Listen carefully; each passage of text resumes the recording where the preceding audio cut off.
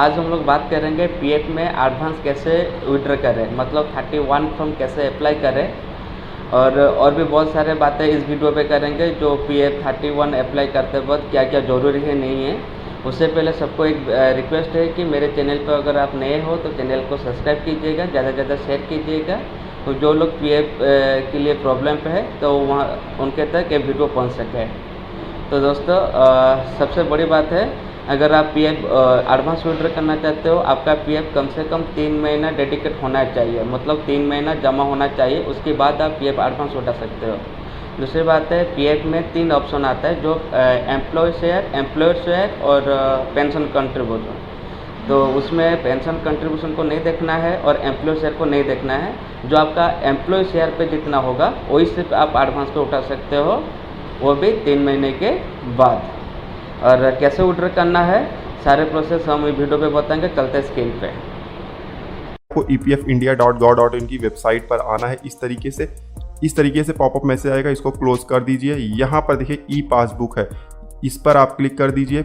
सबसे पहले आपको चेक करना है कि आपके पासबुक में पैसा कितना है, फिर उस हिसाब से आपको विड्रॉ करना है। विड्रॉल के लिए आप देखिए अप टू 90% विड्रॉ कर सकते हैं, डिपेंड करता है किस रीज़न के लिए आप विड्रॉ कर रहे हैं, क्योंकि रीज़न भी देना पड़ता है जब हम फॉर्म भरेंगे। तो अब यहाँ पर लॉगिन का ऑप्शन आ गया, जल्दी से यूर नंबर डालेंगे, पासवर्ड डालेंगे, कैप्चा कोड डालेंगे और फिर लॉगिन पर क्लिक कर देंगे।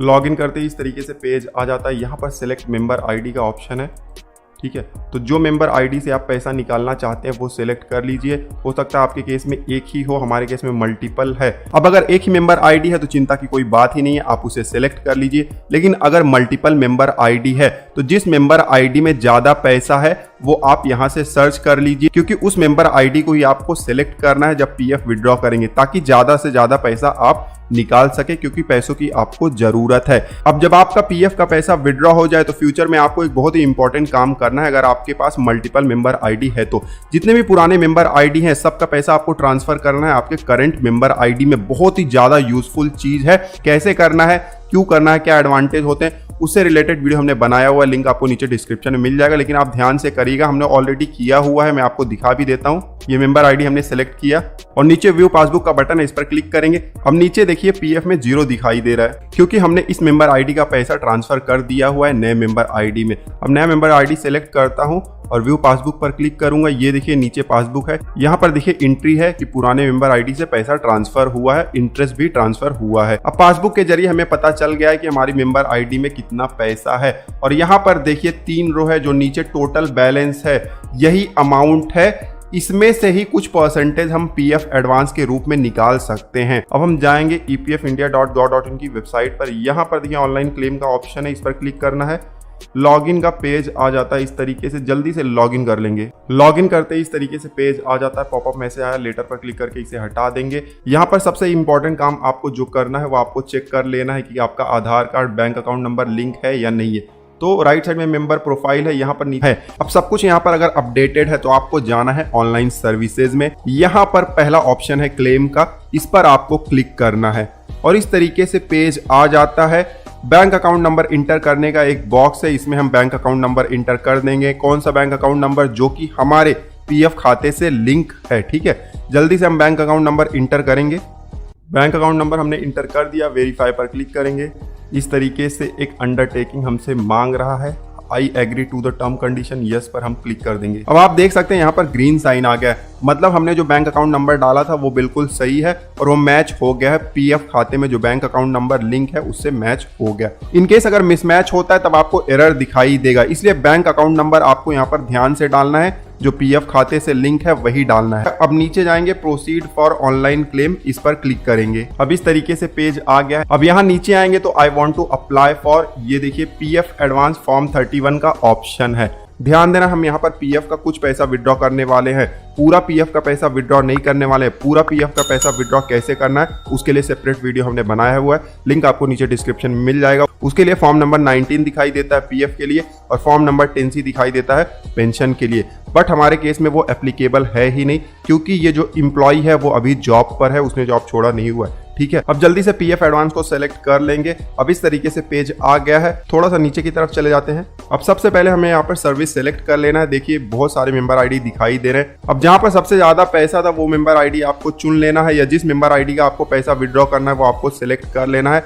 पासबुक में हमने ऑलरेडी चेक किया हुआ था स्टार्टिंग में, तो जल्दी से मेंबर आईडी सेलेक्ट कर लेंगे। उसके बाद अब रीजन हमें बताना है कि एडवांस हम क्यों विड्रॉ करना चाहते हैं। देखिए बहुत सारे रीजन होते हैं। अब ऐसा भी नहीं है कि कोई भी रीजन हम सेलेक्ट कर सकते हैं, डिपेंड करता है कि हमारा सर्विस पीरियड कितना हुआ है। नीचे देखिए बहुत सारे रीजन रेड में दिखाई दे रहे हैं, क्योंकि ये रीजन हम सेलेक्ट नहीं कर सकते हैं। जितना सर्विस पीरियड इस रीजन के लिए चाहिए था वो हमारा कंप्लीट नहीं है। ऊपर जो रीजन दिखाई दे रहे हैं उसको हम सेलेक्ट कर सकते हैं, तो उसमें से भी हम पैंडेमिक वाला रीजन सेलेक्ट करेंगे, क्योंकि इसमें पैसा जल्दी आता है। थोड़ा सा परसेंटेज कम आता है, 75% तक ही आता है, बट जल्दी आ जाता है। ध्यान देना है, पहले पैंडेमिक का रीजन देके आप सिर्फ एक बार ही पैसा निकाल सकते हैं, लेकिन रूल चेंज हो गया है। पैंडेमिक वाला रीजन सेकेंड टाइम भी चुन सकते हैं और पैसा विड्रॉ कर सकते हैं। कौन से रीजन में आपको कितना पैसा वापस मिलता है उसके लिए हमने एक सेपरेट वीडियो बनाया हुआ, लिंक उसका भी नीचे डिस्क्रिप्शन में मिल जाएगा, आप चेक कर सकते हैं। फिलहाल हम यहाँ पर पैंडेमिक वाला रीजन सेलेक्ट कर लेते हैं। उसके बाद नीचे हम पीएफ का अमाउंट इंटर करेंगे। हम यहाँ पर 18,000 इंटर करने वाले हैं।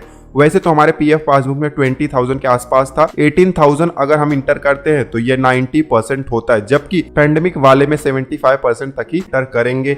ध्यान देना है, एम्प्लॉय का एड्रेस मतलब हमारा खुद का एड्रेस होगा। काफी लोग यहाँ पर एम्प्लॉयर एड्रेस समझ के कंपनी का एड्रेस इंटर कर देते हैं, तो ऐसा बिल्कुल नहीं करना है। आपको अपना खुद का एड्रेस इंटर करना है। तो एड्रेस हमने यहाँ पर इंटर कर दिया। अब हमें पासबुक या चेक का कॉपी अपलोड करना पड़ेगा, कंपलसरी। यहाँ पर रेड डॉट देख रहे हैं ना, कंपलसरी है, ठीक है। और उस चेक या पासबुक का कॉपी ही आपको अपलोड करना है जो कि आपके पीएफ खाते में लिंक है। चेक या पासबुक पर आपका नाम होना चाहिए, अकाउंट नंबर होना चाहिए, एफसी कोड भी होना चाहिए, क्लियरली विजिबल होना चाहिए, ठीक से दिखाई देना चाहिए। ऐसा नहीं कि आप धुंधला वाला अपलोड कर दीजिए। तो जेपीजी और जेपीईजी फॉर्मेट में होना चाहिए। मिनिमम 100 KB से लेकर 500 KB का साइज होना चाहिए। तो हमारे केस में हमने बनाकर ऑलरेडी रखा हुआ है, ठीक है। इसको आपको पहले से ही बना लेना है। ये देखिए हमने अपलोड कर दिया है, ठीक है। आप व्यू पर क्लिक करके देख भी सकते हैं। व्यू चेक अपलोड करने के बाद नीचे डिक्लेरेशन आपको देना पड़ता है। यही सब लिखा है कि जो भी डिटेल आपने ऊपर दिया हुआ है सब कुछ बिल्कुल सही है। तो ये बॉक्स पर क्लिक कर दीजिए। अब नीचे गेट आधार OTP का एक ऑप्शन आ गया है, इस पर आप क्लिक कर दीजिए। अब आधार नंबर पर देखिए, आधार कार्ड से जो आपका मोबाइल नंबर लिंक है उस पर OTP गया हुआ है, तो वो OTP आपको यहाँ पर इंटर करना है, ठीक है। OTP आ गया है, OTP हमने इंटर भी कर दिया। अब validate OTP and submit claim form, इस पर हमें क्लिक करना है। अब देखिए online claim request is submitting at portal, इस तरीके से स्क्रीन आ रहा है।